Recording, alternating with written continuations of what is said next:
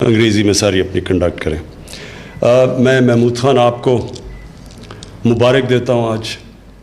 یہ ایک بہت بڑی پختونخوا کے لیے، پاکستان کے لیے بھی بہت بڑا یہ ایک مائل سٹون ہے، لیکن پختونخوا کے لیے بہت بڑا مائل سٹون اس لیے ہے کہ جو رشا کئی کی یہ جو آپ انڈسٹریل زون بنا رہے ہیں، یہ موقع دے گا پختونخوا کے لوگوں کو کہ وہاں بھی انڈسٹری لگے، ادھر بھی لوگوں کو نوکریاں ملیں۔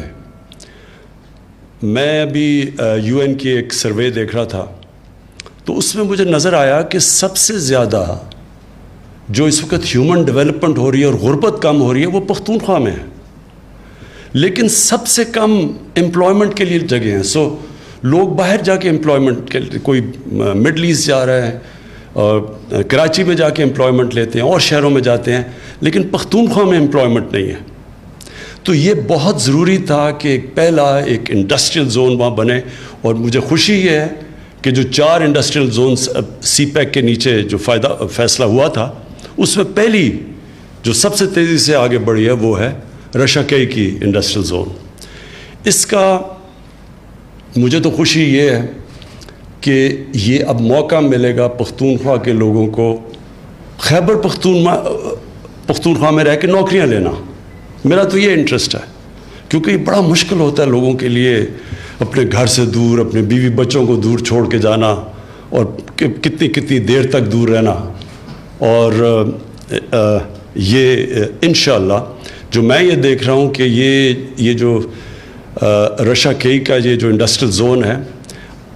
ماشاءاللہ یہ اگر یہ اسی طرح جو افغانستان میں پیس ٹاکس چل رہی ہیں طالبان کی اور گورنمنٹ کی، اور بہت بڑی یہ بھی اچیومنٹ ہے جس میں پاکستان کا بہت بڑا ہاتھ ہے، ہم نے بڑی کوشش کی اس کے لیے کہ یہ اکٹھے بیٹھیں اور وہاں امن آئے، اور اگر وہاں امن آ جاتا ہے تو یہ آپ سمجھ جائیں کہ یہ آپ کا پوری کنیکٹیوٹی یہاں سے ہو جائے گی سینٹرل ایشیا تک۔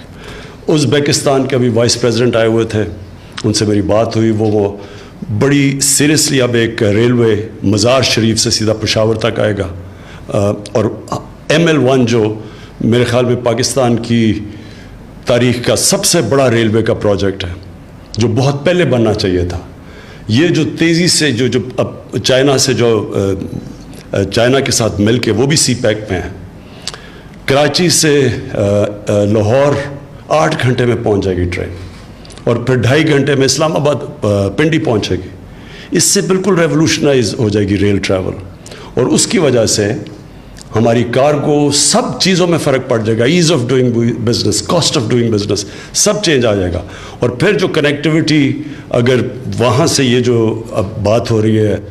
ازبیکستان سے ریلوے کی کنیکٹیوٹی افغانستان کے ذریعے پاکستان سے، تو یہ سارا جو علاقہ ہے اس کی چینج ہونے والا ہے،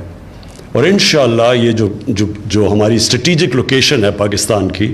اس کا پوری طرح اس ملک کو فائدہ ہوگا۔ اور پختونخوا جو کہ اور خاص طور پہ قبائلی علاقہ جس نے سب سے زیادہ قربانیاں دی ہیں وار آن ٹیرر میں، جو سب سے زیادہ مشکلات کا سامنا کرنا پڑا، یہ جو اب رشا کئی اور یہ جو کنیکٹیوٹی اور یہ جو ٹرین اور یہ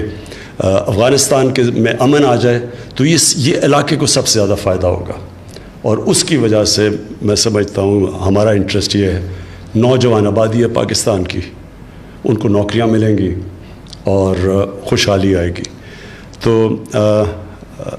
میں پاکستان کے لیے بھی یہ سمجھتا ہوں کہ اب جو ہمارا اب اگلا فیز ہے وہ انڈسٹریلائزیشن کا ہے۔